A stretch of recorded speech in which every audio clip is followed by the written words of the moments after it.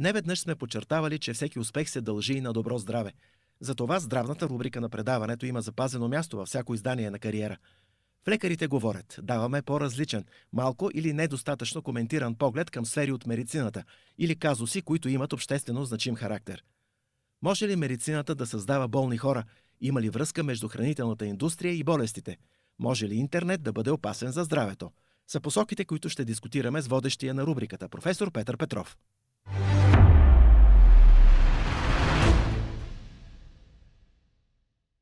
Здравейте, аз съм професор Петров, а вие сте с Лекарите говорят по Кариера ТВ.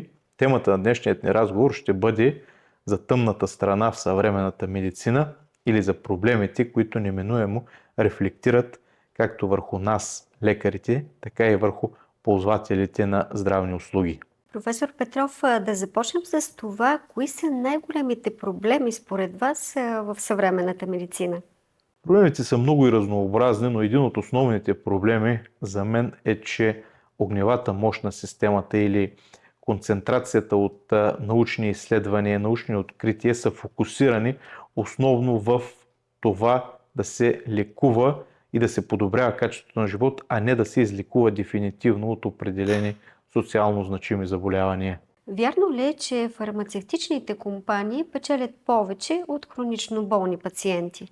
Категорично да, за съжаление, един хронично болен пациент е пациент за цял живот. Един остро болен пациент или който бихме излекували за седмица, 2 месец, след това не е пациент и оттам нататък той не е и клиент на здравеопазването.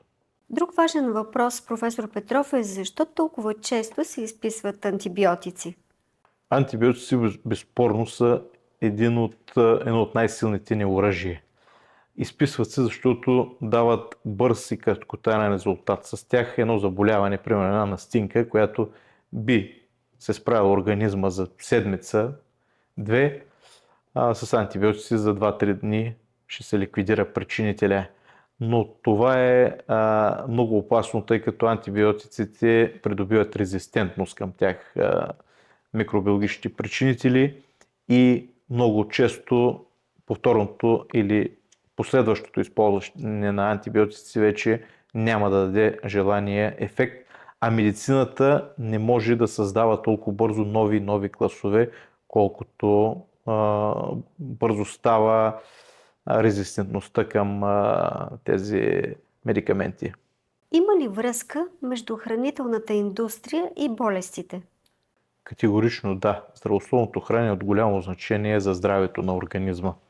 В съвременната хранителна индустрия голяма част от хранителните вещества, които се използват, са синтетични, са изкуствени и все повече бягат от естественото и нормално хранене, а това неминуемо рефлектира и върху здравето на човека. Освен това се ползват и много добавки, много консерванти, богати на захар, на сол, храни, което пак рефлектира в негативна насока върху здравето на човека.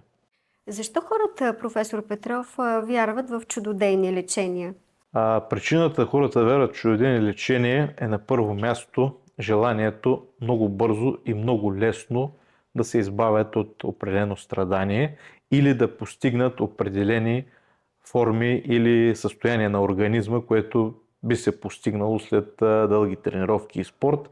Затова голяма част от хората избират бързия и лесен начин, но за съжаление той не винаги е и достатъчно ефективен. Много често е плод на измама, определени добавки, определени субстанции, които се предлагат, обещават определени резултати, а много често резултатите не корелират с очакванията ни.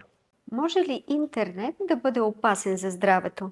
Категорично интернет е много полезен за здравето, защото има безценна медицинска информация, но също така, колкото е полезен, толкова и вреден може да бъде, защото в интернет има много нерафинирана информация, много информация, която не е проверена, не е медицински достоверна, някой качил нещо и някой друг може да го приеме като чиста монета и това, разбира се, може да рефлектира много сериозно върху здравето му. Има Има ли медицински процедури, които се извършват излишно? Да, за съжаление, голяма част от медицинските процедури се извършват излишно и това е свързано с така наречените клинични пътеки. Някой някъде е решил, че по дадено заболяване, по дадена нозологична единица трябва да се направят N брой изследвания, но дали за конкретния пациент има нужда от 2, 7 или 10 изследвания, никой не го персонализира, след като в рамките на клиничната пътека са предвидени примерно 10 изследвания, правят се 10 изследвания. Може ли медицината според вас да стане прекалено технологична? Да, медицината вече е започнала да става прекалено технологична, но ние не бива да отричаме и да забравяме и конвенционалните и класическите методи и като лекари трябва да ги познаваме първо тях, а след това да бъдем добре обучени в боравене с новите технологии, което е неизменно. Бъдещето на медицината са технологиите. Дали на микро, макро или нано ниво, медицината ще се развива корелиращо с развитието на технологиите. А каква е голямата илюзия около детокс програмите? Детокс програмите са също едно от най-спекулативните твърдения и то набрало доста популярност напоследък. Организма има две перфектни лаборатории да се детоксикира. Това са черния дроб и бъбреците. Почти всичко в организма всички токсини се обезвреждат там. Ако човек е здрав и черния дроб и бъбреците му работят както трябва, няма нужда от никакъв допълнителен детокс. Единственото, което може да направи е да спре да се трови, да не пуши цигари, да не прекалява с алкохола, да не взима опияти. Така ще облегчи работата на черния си дроб и на бъбреците. Значи детокса, най-доброто за детокс е да не вкараме интокс, да не вкараме отрова, организма ще свърши достатъчно добре работата. От там нататък вече, ако черния дроб или бъбреците не функционират, тогава имат други средства, които наистина биха им помогнали и организмът да постига някакъв баланс в токсичните вещества. Вярно ли е, че някои изследвания се финансират от заинтересовани компании? Категорично да, но това нещо трудно може да бъде променено. Най-малкото всяка една компания, за да пусне свой медикамент на пазара, тя трябва да финансира проучване върху този медикамент, което да докаже дали има предлаганите от компанията плюсове, дали няма странични ефекти. Има нормативна такава етична регулаторна система, разбира се, която следи тези изследвания, макар че да са финансирани от дадена компания, да отговарят на определени етични условия. Иначе, разбира се, всяка една компания би имала интерес нейното лекарство да бъде магическото хапче, за което казахте. Вярно ли е според вас, че самотата влияе върху здравето? Има научни изследвания, които доказват, че социалната изолация увеличава риска от преждевременна смърт.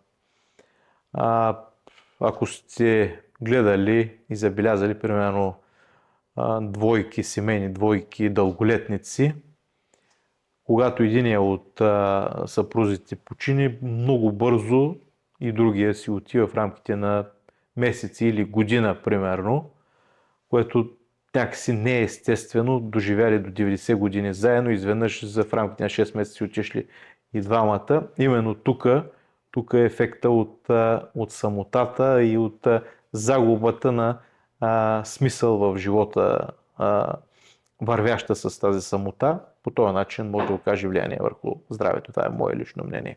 Защо все повече млади хора имат високо кръвно, професор Петров? Причините са общо взето същите, както и при затлъстяването. Високи нива на стрес, обездвижване, все по-малко натоварен с физическа активност, ден на ежедневие, липса на сън и неправилно хранене. Коя е най-голямата илюзия за красотата? Тук може да направим съвсем отделно предаване. Най-голямата илюзия за красотата е, че колкото повече, толкова по-хубаво. За съжаление, особено в България, естетичните процедури са свързани само с увеличение.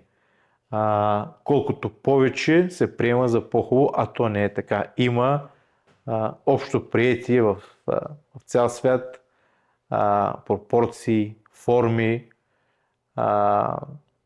които се приемат за красота. Всичко под тях и над тях се приема за нещо различно от красота. В България обаче, за съжаление, тези норми са доста изкривени и подобно на мечо пух, колкото повече, толкова повече.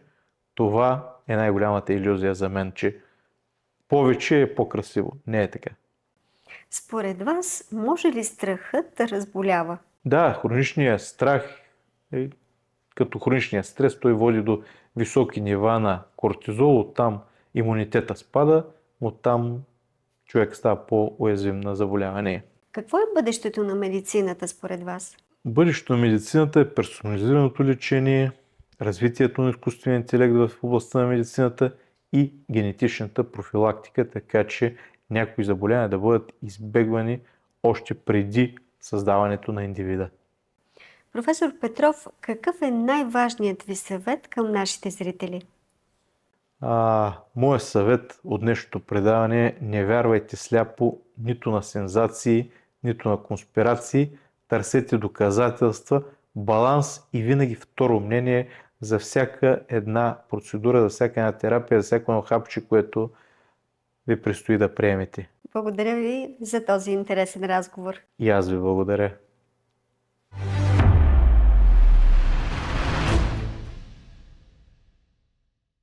В следващо издание на Лекарите говорят с професор Петър Петров очаквайте темата за хранителните добавки.